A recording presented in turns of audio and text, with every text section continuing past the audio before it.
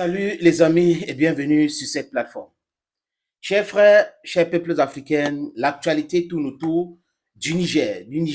Coup d'État au Niger, destitution de Mohamed Bazoum, l'avocat, le porte-parole de la France dans le Sahel. Ce monsieur s'en foutait même du développement de son pays, s'en foutait même de la sécurité du Niger. Ce qui était le plus important pour lui, c'est son amitié avec l'Occident. Donc, c'est une espèce de parapluie pour lui. Il se disait qu'avec l'Occident, ça sera difficile de lui mettre hors du pouvoir. Vous savez qu'à un moment donné, il y avait ces passes d'armes entre le gouvernement malien et Bazoum. On a eu ça aussi avec le gouvernement burkinabé et Bazoum. Bazoum qui a transformé son pays en base militaire de l'Allemagne, de la France, des États-Unis, de l'Italie et j'en passe. C'est vrai que son prédécesseur Issoufou Mahamadou avait fait la même chose, mais lui, il a accentué cela, il a augmenté la capacité française qui est passée à 1500 hommes, du quoi les Allemands mis, les Américains le même nombre, les Italiens autres. Et voilà pour lui sa part de gage de sécurité pour son gouvernement. Le peuple nigérien voulait, chers amis, le développement, ou veut le développement, pas voulait, veut le développement. Maintenant, la sécurité est très importante. Mais si vous avez les bases militaires des pays dites superpuissances et que ces pays-là n'arrivent pas à sécuriser votre territoire depuis 30, 40 ans, pourquoi ne pas changer de partenaire? Et quand les militaires décident de prendre leurs responsabilités au Niger, on a des égarés de la CEDEAO, des gens qui ne devraient pas normalement parler fort quand on parle de droits de l'homme, quand on parle de démocratie, quand on parle des élections, quand on parle de respect de la Constitution. Ce sont eux qui sont allés, qui se sont réunis du côté d'Abuja au Nigeria pour parler du Niger, pour menacer le Niger, pour sanctionner le Niger. Et ce qui est marrant dans tout ça, les amis, ils ont utilisé les presses favoris, qui est les médias occidentaux, pour parler du Niger. Donc, le message est clair. Le Niger appartient à l'Occident. Et les frères africains qui sont au sein de la CEDEAO vont aider les Européens à s'accaparer pour de bon du Niger. Ce n'est pas un truc qui les intéresse. Ils ne cherchent pas à trouver une solution purement africaine. Ils se mettent en droite ligne avec tout ce que l'Occident décide. La France organise un conseil de la défense et de sécurité pour parler du Niger. Les amis, quand on dit cela, dans d'autres continents, les gens devraient commencer à rire. La France organise ou a organisé samedi dernier un conseil de la défense et de la sécurité pour parler de coup d'État au Niger.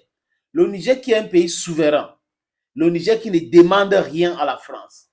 Le Niger qui contribue à l'épanouissement du peuple français.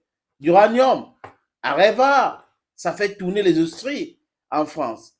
Ces industries-là qui demandent l'énergie savent que la matière première pour les donner l'énergie nucléaire vient principalement du Niger.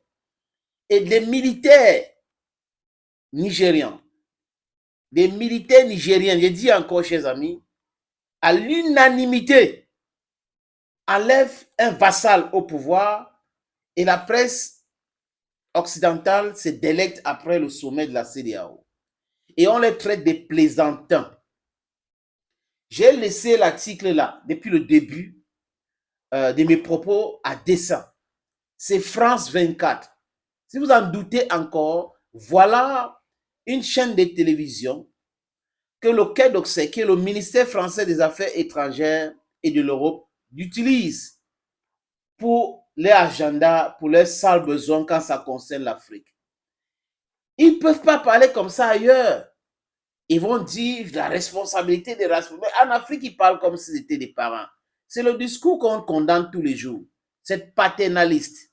C'est le discours paternaliste qui veut que quand quelque chose se passe en Afrique, la France parle comme le tonton, comme le père, comme le donneur d'ordre. Donc, dans la tête de l'élite comprador français corrompu, le Niger ou les pays africains ne sont pas dignes d'être les pays indépendants. Donc, du coup, on doit les guider, on doit les dire ce qu'ils veulent faire, qu'ils doivent faire. Qui, on les impose tout. On les parle comme bon le sang. Donc, ils nous parlent comme bon le sang. Je voulais dire ça, les amis.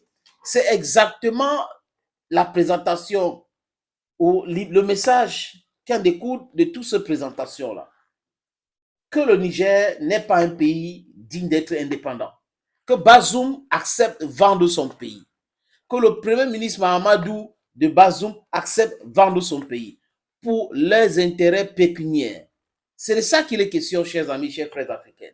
Mais la jeunesse africaine devrait se mobiliser. On ne doit pas accepter ceci. On ne peut pas traiter les militaires qui ont pris le pouvoir au Niger des plaisantins. Donc, si on accepte même que Bazoum redevient président, qui va protéger le pays? Qui va protéger Bazoum? Si les militaires au Niger sont des plaisantins. Donc, il faut que la France envoie beaucoup d'hommes. Les États-Unis envoient beaucoup d'hommes pour sécuriser le Niger une fois. Oui, recoloniser le Niger. Mais ça ne sera pas facile parce que je connais la jeunesse nigérienne. Je connais la jeunesse africaine. La jeunesse africaine est même prête à se battre pour défendre l'indépendance du Niger. La jeunesse africaine est prête à aller au Niger, se battre pour mettre en nu l'Occident. La jeunesse africaine est prête à se battre pour taire. Je manque le mot, les amis, mais ces chefs d'État somnambules, dictateurs, qui font la promotion de la dictature des armes, qui vont aller se réunir à Abuja au Nigeria pour parler du Niger. C'est une honte, mais restons focus, restons mobilisés. C'est-à-dire que toute forme de mobilisation est nécessaire. Sur le terrain, dans les médias, restons mobilisés. Nous devrons déconstruire, nous devrons leur envoyer le message. Et ce message doit être clair, que le Niger est pour les Nigériennes et le Niger est pour les Africaines. Voilà, c'est de ça qu'il est question. Ce n'est pas la France, ce n'est pas l'Union européenne, ce n'est pas aux médias français, aux médias européens de décider qui peut être qui dans les pays africains. Non. S'ils cautionnent des coups d'État, je l'ai dit ici, nous devrons condamner ces coups d'État. S'ils contestent des coups d'État, nous devrons applaudir et encourager cela. Parce que ça veut dire quoi? À chaque fois que l'Occident va applaudir un coup d'État, sachez que ce n'est pas pour l'intérêt du peuple africain. À chaque fois que l'Occident condamne un coup d'État, ça veut dire que c'est pour l'intérêt du peuple africain. Donc, ouvrons les yeux et restons lucides. Chers frères, chers amis, c'est avec plaisir de savoir que vous regardez les vidéos sur cette plateforme. Thank you once again. Stay blessed. Bye bye.